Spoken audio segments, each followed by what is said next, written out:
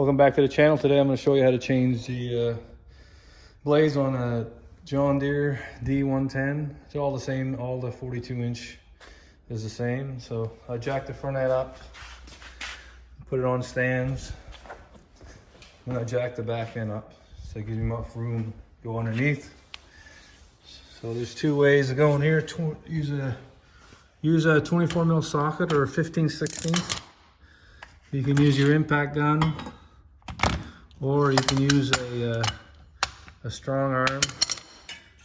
You're gonna have to put a piece of wood here and right there. So when you put your strong arm on the nut, this block of wood will stop the blade from turning.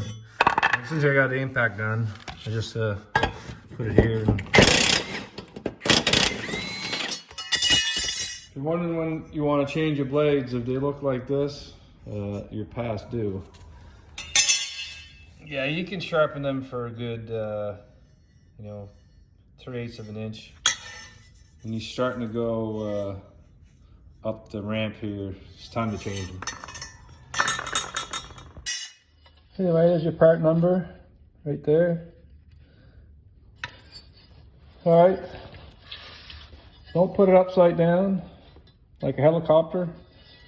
You want the angle to face up on the blades of the grass.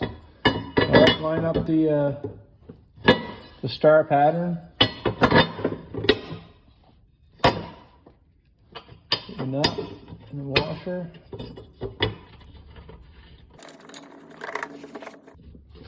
There.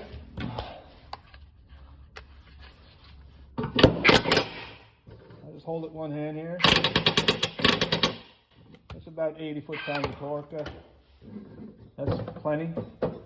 All right, do the same on the other side, and that's it. All right, if you like this video, press thumbs up. If you can subscribe to my channel, click below. Thank you for watching.